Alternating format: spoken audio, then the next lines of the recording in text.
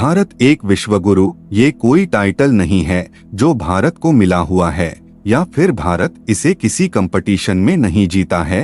यह एक हमारा गौरवशाली इतिहास है, एक सच्चाई है जो आज के इतिहास से भी पुराना है। मैं आपको अपने गौरवशाली भारत से जुड़ी एक ऐसी सच्चाई बताऊंगा जिसे सुनकर आप भी गौरवान्वित हो जाएंगे और ये आपके लिए विश्वास करना मुश्किल होगा।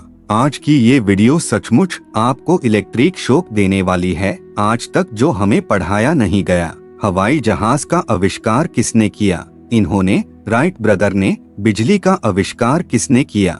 इन्होंने। Michael Faraday. गैस वाला बलून जोसेफ माइकल जैक्स ने। और बैटरी अलेसैंड्रो वोल्टा। ये है हमारी पढ़ाई लिखाई और सारे जवाब गलत, यही फेल हो गए हम। तो अब सही जवाब क्या है? महर्षि अगस्त्य का नाम सुना है आपने। बहुत लोगों के गोत्र भी इनके नाम से जाने जाते हैं। यह एक महान ऋषि थे, जंगलों में तपस्या करते थे। ऐसे भी लेजेंड्स है कि एक बार तो उन्होंने पूरा समुद्र पी लिया था। लेकिन जो आपको सिलेबस की किताबों ने नहीं बताया, और किताबें बताती क्यों? उन्हें यह ज्ञान ही नहीं है कि महर्षि अगस्त्य से बड़ा वैज्ञानिक और भाषाओं का जानकार शायद कोई था।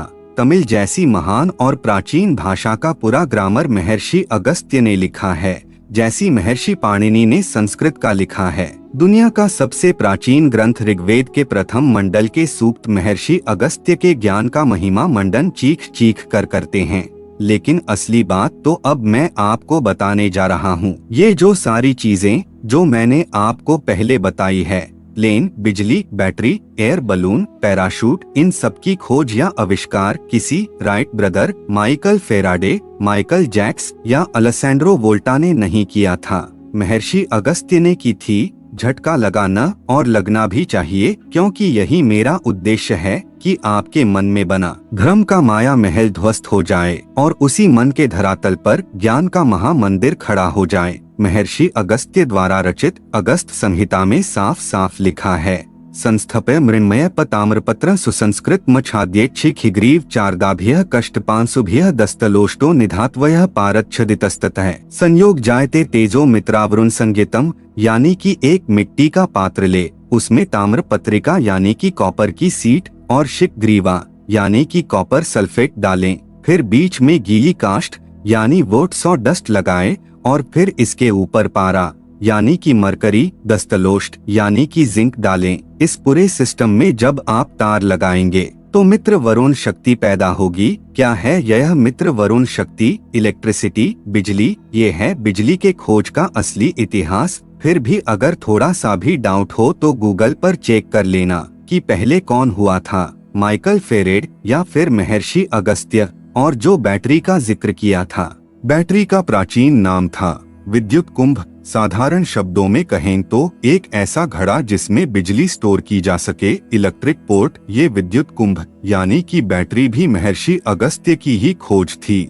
इसीलिए महर्षि अगस्त्य को कुंभोद्भव भी कहा जाता है। वो अपने ग्रंथ में आगे लिखते हैं, अन्य जलभंगोस्ति प्राणो दानेषु वायुषु एवं शताना कुंभाना संयोग कार्यकृत स्मृतः। यदि हम 100 कुंभों को यानी कि 100 बैटरी सेल की शक्ति का प्रयोग जल पर करें तो जल से प्राण वायु यानी कि ऑक्सीजन और उड़ान वायु यानी कि हाइड्रोजन में बदल जाता है। इस सूत्र से हमें दो बातें पता चलती हैं। पहली, आज से दसियों हजार साल पहले हम भारतवासी ये जानते थे कि जल ऑक्सीजन और हाइड्रोजन से मिलकर बनता है, जिसे आधुनिक साइंस H2O कहती है। और दूसरी बात कि उस समय में हमारे वैदिक वैज्ञानिक जल से ऑक्सीजन निकालकर उसका प्रयोग मेडिकल साइंस यानी कि चिकित्सा विज्ञान के लिए करते थे और हाइड्रोजन का प्रयोग गैस के गुब्बारों में। इसीलिए उन्होंने ऑक्सीजन को प्राण वायु और उड़ान में काम आने के कारण हाइड्रोजन को उड़ान वायु कहा। आगे गैस के गुब्बारे के बारे में महर्षि अगस्त्य लिखते हैं कि वायुबंधक वस्त्रेण शुभदोयन मस्तके उदानस्य लघुत्वेन विभ्यर्त्य काशनकम। यदि उड़ान वायु को वायु प्रतिबंधक वस्त्र यानी कि एयर टाइट वस्तु में भर दिया जाए तो इसे विमान के तरह चलाया या उड़ाया जा सकता है। अगस्त संहिता में एयर टाइट वस्त्र बनाने की विधि भी बताई गई है। विमान शास्त्र पढ़कर 1895 में शिवकर बापूजी तलपड़े नाम के एक वैदिक विद्वान ने मुंबई की चौपाटी के पास हवाई जहाज को उड़ाया था। विमान 1500 फीट की ऊंचाई तक गया और फिर नीचे गिर गया। विमान का नाम था मरुत्सखा। ये बात और ये आविष्कार अंग्रेजों को रास नहीं आ रहा था और उन्होंने धोखे से उनका ये फार्मूला ले लिया और 1903 में अपने नाम पेटेंट करा लिया। कभी मौका मिले तो खुद भी पढ़िएगा और अपने प्रियजनों को भी पढ़ाएगा। हम भारत के लोग वैदिक विज्ञान के ही नहीं बल्कि एडवांस साइंस के भी जन्मदाता हैं। हमारे वैदिक वैज्ञानिक को ऋषि कहा जाता था और उनके रिसर्च को तपस्या। जय हिंद।